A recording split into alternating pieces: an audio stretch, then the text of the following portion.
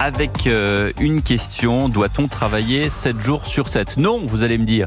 Non, c'est pas possible. Il faut un repos hebdomadaire. Oui, mais en période exceptionnelle. Et c'est vrai que Véronique Verdun, et on se le disait hors antenne tout à l'heure, nous-mêmes, nous avons déjà travaillé 7 jours sur 7. Quand il y a un événement, quand il y a eu les attentats du World Trade Center, quand il y a une période électorale intense, quand il faut rester à l'antenne parce qu'il y a un événement qu'on est obligé, nous, de vous relater. Et le lendemain est aussi important que ce qui vient de se passer la veille. Donc oui, dans notre métier, nous avons travaillé 7 jours sur 7. Les pompiers ont travaillé 7 jours sur 7. On a parlé à l'instant de ces milliers d'hectares brûlés en 2022 à la Teste de Buch. Là, pareil, ils ont travaillé 7 jours sur 7 sans se poser la question de savoir s'il fallait un repos hebdomadaire ou non, alors que des populations étaient en danger. On va parler des vendanges. Les vendanges, parce que c'est une période très courte, in einem Blick, comme on dit en allemand, dans un coup d'éclair. Est-ce qu'il faut justement réduire le temps en se disant on travaille 7 jours ou 8 jours d'affilée parce que ça dure ce temps-là, ou est-ce qu'au contraire il faut un repos hebdomadaire ? Bonjour à vous, Christine Sevillano. Vous êtes présidente de la Fédération des vignerons indépendants de Champagne. Et bonjour à Philippe Cottenet. Bonjour monsieur. Vous êtes secrétaire général adjoint de la CGT Champagne. Et évidemment, vous n'êtes pas d'accord. Honneur aux dames. Christine Sevillano, que pensez-vous de cette question ? Eh bien sûr, moi je trouve que c'est juste un retour au bon sens, à ce qui s'est fait jusqu'à présent. Il faut savoir quand même que les vendanges sur nos petites exploitations familiales, ça ne dure pas plus de 8 jours. Et bien sûr, le raisin n'attend pas. Quand il est mûr, c'est maintenant. Donc voilà. Et surtout, que veulent nos vendangeurs, parce que là est la question, et nos vendangeurs, quand ils viennent et quand ils sont en plus hébergés sur nos exploitations, ils veulent travailler sans s'arroter ces 8 jours. Voilà, enfin c'est comme ça que ils ça se viennent fait d'où, les depuis vendangeurs ? toujours. Alors, pour notre part, de plus en plus, effectivement, il y a des vendangeurs qui viennent de l'Union européenne, mais sur nos petites exploitations, ce sont souvent des fidèles qui viennent de l'Est, du Nord, de Paris. La Roumanie, la Bulgarie, la Pologne. Alors, chez nous, pas tant que ça, mais c'est vrai que de plus en plus, on a aussi, c'est vrai, il ne faut pas se mentir, des problèmes de recrutement, des étudiants qui rentrent plus tôt qu'avant à la fac. Avant, c'était au mois d'octobre, maintenant c'est septembre. Donc, effectivement, on a des soucis de recrutement. Quand on héberge, certainement moins. D'accord. Donc, quand il y a un hébergement, c'est plus facile. Et dans la journée, ils travaillent combien de temps en moyenne ? En général, ils travaillent 7 à 8 heures. Ah oui, quand même. Oui, non, ce sont des grosses journées, c'est vrai. C'est pas un travail facile. Et puis c'est un travail manuel, on le rappelle. Tout à fait, tout à fait. Mais effectivement, en général, ce qui fait aussi le salaire d'un vendangeur, faut pas l'oublier, c'est les heures supplémentaires. Et quand on retire une journée, quand on met une journée de repos, ça retire des heures supplémentaires. Et il y a déjà beaucoup d'exploitations qui ont perdu des vendangeurs fidèles de cette manière parce que il manquait du salaire à la fin parce que il y a une journée de repos. Philippe Cottenet, quel est votre avis sur la question ? L'avis, mon avis, il est très clair. Alors, c'est vrai que cette dame parle de son exploitation, sauf que c'est toutes quand même les 35 000 hectares qui concernent l'appellation Champagne. Aujourd'hui, quand même, en 2023, il y a eu 4 morts dues à des manques de conditions de travail, à des conditions de travail dégradées. Mais ça veut dire quoi ? Ils sont morts d'épuisement ? Ils sont morts du fait des fortes chaleurs, d'arrêt cardiaque, principalement. Dû aux fortes chaleurs, parce que on est toujours effectivement, c'est le cueillir toujours plus, parce que maintenant c'est des vignes souvent vendangées à la tâche. Les gens ne font plus de pause, mangent très mal, etc., etc. Donc, et aujourd'hui, alors il y a des filières prestations. Alors, j'entends ce qu'on dit par rapport à une activité. Aujourd'hui, je prends la Champagne, les gens commencent à travailler dans ces années. Après, ils se déplacent dans la Marne, puisque c'est des sociétés de prestations la plupart du temps qui font le travail. Après, ils vont dans l'Aube et voire dans l'Aisne. Donc, on est sur une activité déjà de 3 semaines.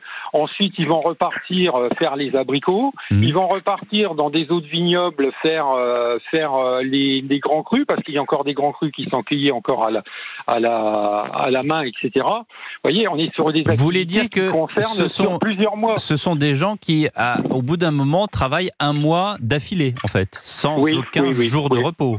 Voilà. Voilà, ça pourrait se traduire comme ça, parce que de toute façon, l'inspection du travail ne pourra pas vérifier, il y a 120 000 vendangeurs, ne pourra pas vérifier effectivement cette suspension et, du repos hebdomadaire. Donc ça va être très compliqué. Vous savez que maintenant, il suffit d'aviser l'agent de contrôle. Avant, il fallait invoquer les circonstances exceptionnelles à l'inspection du travail. Et d'ailleurs, il y a eu des procès-verbaux qui ont été faits et des sanctions qui ont été prises parce qu'il y en a qui respectaient pas. Et aujourd'hui, c'est les vannes ouvertes quand même à des dérives. Alors, je veux bien entendre que cette dame-là, c'est super sur son exploitation, c'est peut-être un modèle. C'est loin d'être comme ça en Champagne. Il y a beaucoup de viticulteurs aujourd'hui qui prennent des sociétés de prestations, malheureusement, donc qui ne maîtrisent pas. Que c'est les donneurs d'ordre et sur les sociétés de prestations, ils n'ont quasi pas de regard ou de droit de regard. Moi, je tiens à signaler quand même que... Qu'est-ce que vous préconisez, Philippe Cottenet ? C'est qu'aujourd'hui, en fin de compte, on a préconisé des groupes de travail. Donc, on a eu des groupes de travail au niveau régional. Au niveau régional, on s'attendait quand même à ce qu'il y ait des avancées. Aujourd'hui, c'est la montagne qui a accouché d'une souris, puisque ça va être que de l'autocontrôle. C'est-à-dire que les gens il y aura de l'autocontrôle au niveau des prestations. C'est-à-dire que autocontrôle, ça veut dire quoi ? On demande aux maires de contrôler ? On demande à qui ? Non, aux exploitants. C'est carrément même pas aux exploitants, à ceux qui dirigent les vendangeurs, c'est-à-dire les sociétés de prestat la plupart du temps, qui vont faire... Donc on est arrivé à rien. Les discussions sont arrivées à rien. Ouais, non, ce sont des recommandations. Et nous, on avait préconisé, par exemple, vous voyez, quand il y a des fortes chaleurs, pour voir déroger, comme ça se passe dans le BTP en Espagne, les gens travaillent de 6h30 du matin, voire 7h, jusque 13h, 13h30. Oui, après, il fait trop chaud. Ça aurait été bien que M. Attal aille dans ce sens et sorte un décret par rapport à ça. Christine Sévillano, vous faites appel à des sociétés de prestations ou comment est-ce que vous faites vous-même ? Alors, cette petite dame-là, elle représente quand même plusieurs exploitations familiales en Champagne. Et on reste quand même majoritaire à faire très attention à nos vendangeurs.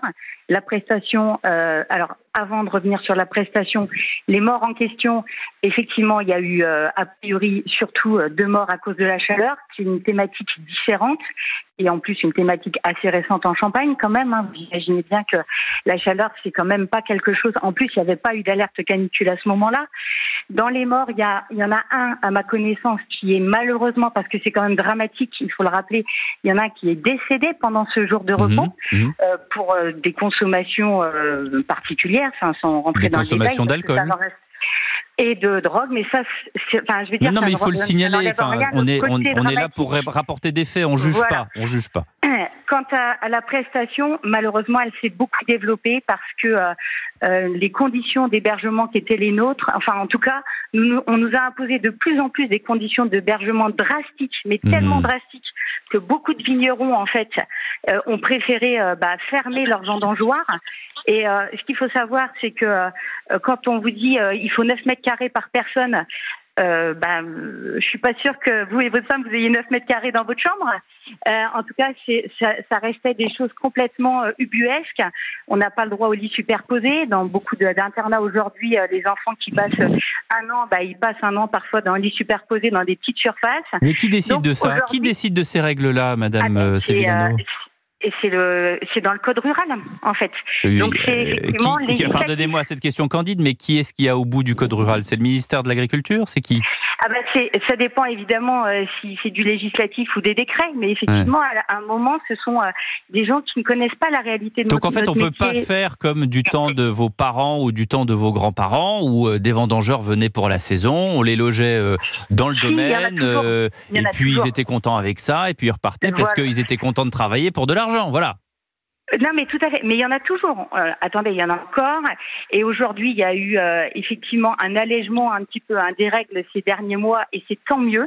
Moi, je préconise vraiment que nos vignerons rouvrent leurs vendangeoires et on serait Alors, pas... pardonnez-moi, qu'est-ce que c'est qu'un vendangeoire ? Ah, pardon, excusez-moi. Effectivement, c'est un lieu où on loge, en tout cas, nous, c'est comme ça qu'on les appelle dans le vignoble, c'est un lieu où on loge nos vendangeurs. D'accord. Mais il faut savoir que ces lieux, c'est pas la Bastille, c'est comment dirais-je, c'est pas des lits de paille, on n'est pas dans un roman du début du XXe siècle. Non. Il y a des lits, il y a des salles de bain, c'est correct. Tout à fait. Il y a des lits, il y a des salles de bain, il y a un certain nombre de douches à respecter par vendangeur. Il y a un certain nombre, il y a un côté femme, un côté homme. Enfin voilà, c'est cadré. Exactement. On fait à manger pour tout le monde. En général, on fait appel à un traiteur parce que on a besoin de bien manger quand on va dans les vignes. Si on travaille 7 heures par jour, oui. C'est difficile. Voilà. Mais c'est vrai que beaucoup de vignerons, malheureusement, ont fermé leurs vendangeoires parce que c'était trop drastique. On nous demandait, d'investir. Ça n'est malheureusement pas le seul investissement dans la vie d'un vigneron indépendant. Un vigneron indépendant, il fait sa vigne, son vin, et il le commercialise à la fin. Donc tout ça, ça nécessite beaucoup d'investissement. Et autre chose, on est obligé de marquer une pause, Christine Sévillano et Philippe Cottenet. Vous allez concernant cette journée de repos. C'est juste qu'on est responsable. Aujourd'hui, quand on héberge des gens, on est responsable. Et si vous voulez, quand vous leur donnez un jour de repos, vous êtes responsable quand ils sont dans vos locaux. Mais malheureusement, on est en même temps en train de presser nos raisins et de faire nos vins. Et aujourd'hui, comment je peux surveiller les gens que j'héberge pendant leur journée de repos si en même temps je suis en train de faire mon métier? C'est très compliqué, quoi. Alors, Madame Sévillano et Monsieur Cottenet, on va vous reprendre après une toute petite pause et je voudrais aussi qu'on revienne juste après sur peut-être ces sociétés de prestations, parce que je pense que pour les gens qui nous écoutent, c'est pas tout à fait clair de comment ça marche. Et on vous attend pour en parler avec nous. 01 80 20 39 21 jusqu'à 13h avec Pierre de Villeneuve sur Europe 1. Europe 1 et vous, 11h, 13h, Pierre de Villeneuve. Midi 18 sur Europe 1, la suite d'Europe 1 et vous avec Pierre de Villeneuve. Avec les questions sur les vendanges, doit-on travailler... Oula évidemment. On voit les connaisseurs. Voilà, donc je disais, les vendanges, doit-on travailler 7 jours sur 7 pour les vendanges? Philippe Cottenet dit non, il est secrétaire général adjoint de la CGT, et Christine Sévillano, présidente de la Fédération des vignerons indépendants de Champagne, dit bah oui, puisque ça dure 7-8 jours, donc autant maximiser le temps. Juste, Philippe Cottenet, quelques instants. Dites-moi. Oui, qu'est-ce que j'ai dit? Je voudrais que je réponde quand même à l'argumentation de la présidente qui représente les indépendants. Juste comme ça, du 8 au 12 septembre, parce qu'elle dit que c'était pas une canicule, il y avait une moyenne de 33 degrés. Devant mes yeux, j'ai les Météo France, et donc c'était bien, on était bien en canicule. Elle parle d'une personne qui s'est droguée, effectivement, c'était la 5e personne, et c'est pour ça que je me suis permis de nommer que 4 personnes qui sont décédées par rapport aux fortes chaleurs, puisque c'est la 5e, c'est vrai qu'il y avait des suspicions. Alors, moi je vais vous dire quelque chose. Et juste vite fait, sur les hébergements, il y a eu quand même les hébergements insalubres, dont la ferme Nel-Repont, Mourmelan-le-Grand. Il y en a eu quelques-uns. Aujourd'hui. Il y en a eu combien sur combien? C'est quoi le ratio? Il y a eu 50%, 80% d'hébergements insalubres? C'est-à-dire que non, c'est pas il y a eu des contrôles sur à peu près 3600 personnes au niveau du département, et sur 3600 personnes, ça a révélé 300 personnes qui étaient en irrégularité par rapport aux insalubres ou quoi que ce soit. Alors, on est sur 120 000 vendangeurs. Moins de 10%, très bien. Les chiffres sont têtus, Philippe Cottenet, voilà. Moins de 10%. Voilà. Moi, je voulais juste qu'on parle, parce qu'on a... Parce que ici, attendez, Monsieur Cottenet, juste, soyez s'il vous plaît, sympathique. On n'est pas dans un tribunal populaire ici. Moi, je suis pas là pour juger. J'essaie juste de comprendre. Et vous allez, s'il vous plaît, m'expliquer ce que c'est qu'une société de prestation. Qui est-ce qu'il y a derrière ? Est-ce que ce sont des sociétés qui se montent dans la capitale, à Paris, dans les grandes villes, pour essayer, employant des mots forts, d'exploiter des gens qui viennent des pays de l'Est pour faire les vendanges, etc. Ou est-ce que ce sont des sociétés plutôt locales, en Champagne, dans le Bordelais, en Bourgogne? Vous parliez des fruits à coque, peut-être dans d'autres régions de France, dans la Drôme, etc. Comment est-ce que ça s'organise? Qui s'occupe de ça? Alors, il y a plusieurs types de sociétés de prestations. Alors, comme vous dites, il y a des sociétés qui se mettent en place, alors qui peuvent être des fois à l'étranger aussi, sur les bases de recrutement de Bulgarie, etc., et qui ont des antennes sur Paris. Et c'est ça. Il y a des sociétés qu'on appelle dites champignons, c'est-à-dire qu'ils sont créés une semaine avant les vendanges et qui disparaissent aussitôt assez vite pour éviter demain d'aller au tribunal ou quoi que ce soit.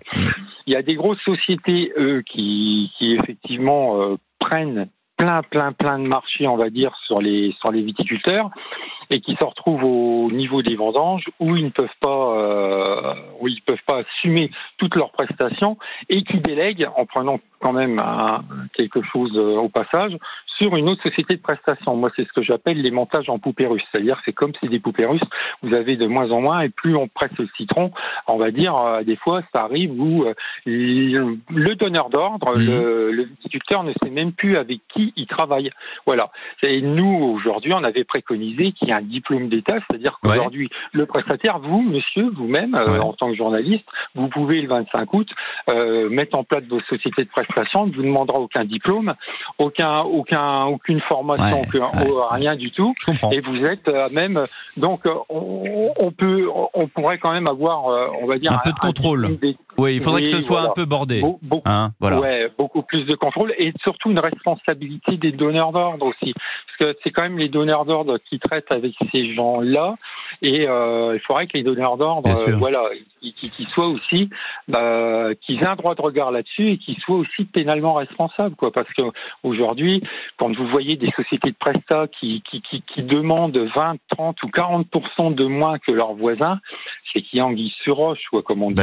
C'est la loi de la concurrence, malheureusement, et on parle de travailleurs, donc c'est pas forcément très très louable. Et on en arrive aujourd'hui à des gens qui aient de la concurrence entre l'Afrique de l'Ouest, des gens qui viennent d'Afrique de l'Ouest, contre ceux d'Europe de l'Est. Bien sûr, c'est la loi de l'offre à la demande appliquée à des hommes et des femmes qui viennent travailler. Christine Sevillano, une toute dernière question, parce qu'après il faut qu'on passe au sujet suivant.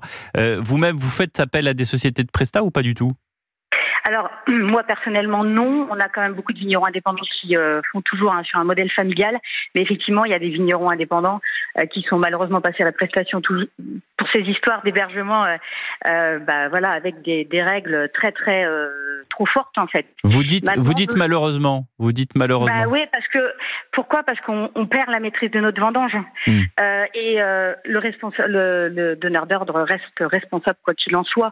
Et nous, on préférerait continuer à maîtriser notre vendange, à héberger les gens, et parce qu'en plus c'est plus facile, on crée une sorte un peu d'esprit d'équipe. Et puis sur le travail aussi, j'imagine, sur la façon de vendanger, il y a quand même ça s'apprend comme tout métier. Oui.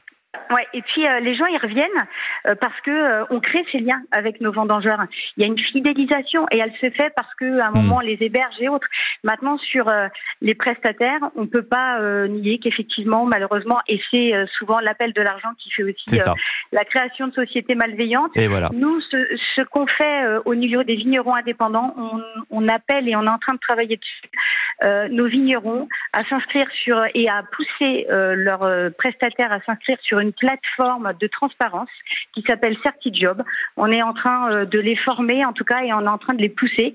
Sur cette plateforme, le prestataire s'engage à mettre tous les contrats de travail, les horaires de travail, là où sont hébergés les gens, afin de récupérer une petite maîtrise. Elle ne sera pas totale, mais en tout cas, et le vrai problème aujourd'hui en Champagne, c'est qu'il manque des hébergements pour héberger les 120 000 saisonniers. Nous sommes la seule région où c'est obligatoire. Merci beaucoup. Donc il faut absolument qu'on trouve la solution à ce problème. Voilà. Merci beaucoup Christine Sevillano, merci beaucoup Philippe Cottenet. Il y a au 01 80 39 21 Laurent qui voulait rajouter quelque chose de très important sur le travail. Laurent, bonjour. Oui, bonjour. Alors vous, le travail, c'est sacré. Écoutez, moi je suis agriculteur en Moselle, et ce qui me désole un peu en entendant le débat, c'est que les gens oublient que les agriculteurs, on est là, on travaille avec la nature, la météo, et quand les récoltes sont à point et qu'il faut les récolter, on bosse 2 jours s'ils bossent 2 jours, et s'il faut bosser 15 jours d'affilée, on bosse 15 jours. C'est la nature qui nous dicte, c'est pas les règles. Voilà, ça c'est une bonne façon de clore le sujet. Le travail, il faut le respecter, et quand on est agriculteur, c'est l'amour de la terre. Merci beaucoup Laurent. 12h26 sur Europe 1.